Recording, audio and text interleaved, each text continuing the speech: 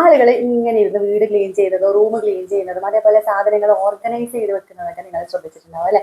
നിങ്ങളിൽ പലരിലും ഈ ഒരു ക്യാരക്ടർ ഉണ്ടാവും.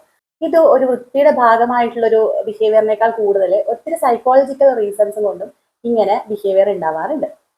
അതില് ഒന്നാമത്തെ കാര്യം തന്നെ ഒരു സെൻസ് ഓഫ് കൺട്രോളിന് വേണ്ടിയിട്ടാണ് പലരും ഇത് ചെയ്യുന്നത്. അതായത് വളരെ മോശമായിട്ടുള്ള ഒരു ജോലി സ്ഥലത്ത്, അതായത് ഒത്തിരി കൺട്രോൾ ചെയ്യുന്ന ഒരു അന്തരീക്ഷത്തിൽ ജോലി ചെയ്യുന്നവര്, അതേപോലെ അങ്ങനെയുള്ള ഒരു റിലേഷൻഷിപ്പിലുള്ളവര്, അതുപോലെയുള്ള വീട്ടിലെ സാഹചര്യങ്ങളിലൊക്കെ ഉള്ളവരാണെങ്കിൽ നമ്മുടെ ഒരു പേഴ്സണൽ സ്പേസിലെങ്കിലും അറ്റ്ലീസ്റ്റ് എനിക്കൊരു കൺട്രോൾ ഉണ്ട് എന്ന് തോന്നിപ്പിക്കാൻ വേണ്ടിയിട്ട് ഇങ്ങനെയുള്ള ക്ലീനിങ്ങും കാര്യങ്ങളൊക്കെ ചെയ്യാറുണ്ട്. ഇവിടെ ഒരു കോപ്പിംഗ് മെക്കാനിസം പോലെയാണ് ഇത്തരം ബിഹേവിയർ കാണുന്നത്.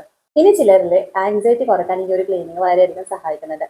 നമ്മൾ ജീവിക്കുന്നത് വളരെ ക്ലറ്റേർഡ് ആയിട്ടുള്ള ഒരു സാഹചര്യത്തിലാണ്. അവരുടെ കോഗ്നിറ്റീവ് ലോഡ് വളരെ കൂടുതലായിരിക്കും.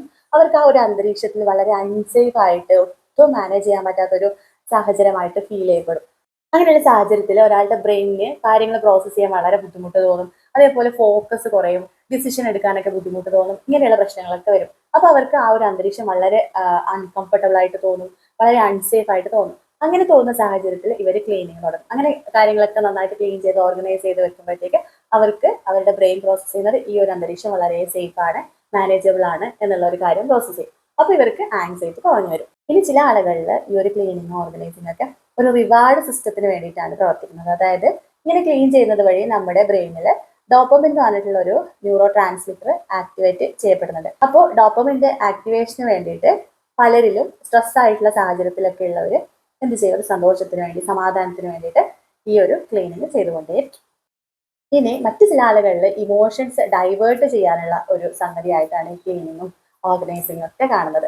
ചില ആളുകൾക്ക് പല സ്ഥലങ്ങളിലും അവരുടെ ഇമോഷൻസ് പ്രകടിപ്പിക്കാൻ സാധിക്കാറില്ല. പ്രത്യേകിച്ച് ദേഷ്യം, ഫിയർ, ഈ കാര്യങ്ങളൊക്കെ അവർ അടക്കി പിടിച്ച് വെക്കും.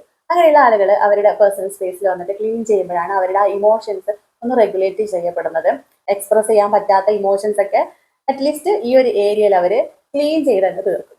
ഇപ്പൊ നമ്മൾ പറയുന്ന പോലെ അങ്ങാടി തോറ്റതിന് അമ്മയോട് എന്ന് പറഞ്ഞ പോലെയാണ് ഇവരുടെ ഈ ഒരു ബിഹേവിയർ. ഇനി മറ്റു ചിലരിലെ ക്ലീനിങ്ങും ഓർഗനൈസിംഗ് ഒക്കെ ഒരു സെൽഫ് വർത്ത്, ഒരു ഐഡന്റിറ്റിയുടെ ഭാഗമായിട്ടൊക്കെ ചെയ്യാറുണ്ട്. ഞാനൊരു വളരെ റെസ്പോൺസിബിൾ ആയിട്ടുള്ള ഒരു വ്യക്തിയാണ്, വളരെ ഗുഡ് ആയിട്ടുള്ള ഒരു വ്യക്തിയാണെന്നൊക്കെ കാണിക്കാൻ വേണ്ടിയിട്ടും അവന് തന്നെ ഫീൽ ചെയ്യാൻ വേണ്ടിയിട്ടൊക്കെ ഇങ്ങനെ ക്ലീനിങ് ചെയ്യുന്ന ആളുകളുണ്ട്. ഇത്തരം ആളുകൾ ജീവിച്ചു വന്ന സാഹചര്യങ്ങൾ വളരെ അൺപ്രഡിക്റ്റബിൾ ആയിട്ടുള്ളതോ അല്ലെങ്കിൽ ഡിസ്ഫങ്ഷണൽ ഫാമിലി ബാക്ക്ഗ്രൗണ്ടിലൊക്കെ ജീവിച്ച ആളുകളൊക്കെ ആണെങ്കിൽ അവരുടെ ഒരു ബിഹേവിയർ, ഒരു ഇന്നർ സെൽഫ് വർത്ത് ഫീൽ ചെയ്യാൻ വേണ്ടിയിട്ടാണ് ഇവരിങ്ങനെ ചെയ്യുന്നത്. ഇവിടെ ഞാൻ ഒത്തിരി കാരണങ്ങൾ പറഞ്ഞിട്ടുണ്ട് ഇപ്പോൾ ഇതുപോലെ ക്ലീനിങ്ങും ഓർഗനൈസിങ്ങിനൊക്കെ. പക്ഷെ അൾട്ടിമേറ്റ്ലി ഇവിടെ നടക്കുന്നത് ഒരു ഹീലിംഗ് പ്രോസസ്സ് തന്നെയാണ്. നമ്മുടെ മനസ്സ് വളരെ അധികം ഇമോഷണൽ ലോഡ് വരുമ്പോൾ, അതായത് നെഗറ്റീവ് ഇമോഷൻസ് ഒത്തിരി വരുമ്പോൾ ചെയ്യുന്ന ഒരു ഹീലിംഗ് പ്രോസസ്സാണ് ഈ ഒരു ക്ലീനിങ് ഓർഗനൈസിംഗ് ഒക്കെ. അപ്പോൾ ഇവിടെ നടക്കുന്നത് ഇമോഷണൽ ഡീടോക്സിഫിക്കേഷൻ തന്നെയാണ് എന്ന് നമുക്ക് അടിവരയിട്ട് പറയാം. അപ്പോൾ നിങ്ങൾക്ക് ഈ വീഡിയോ ഇഷ്ടമായിട്ടുണ്ടെങ്കിൽ നിങ്ങൾ ലൈക്ക് ചെയ്യുക. അതേപോലെ ഇതിലുള്ള ബിഹേവിയേഴ്സ് ഏതൊക്കെയാണ് നിങ്ങൾക്ക് ഉള്ളത്, എന്തുകൊണ്ടാണെന്ന് കമന്റിലൂടെ എന്നെ അറിയിക്കുക.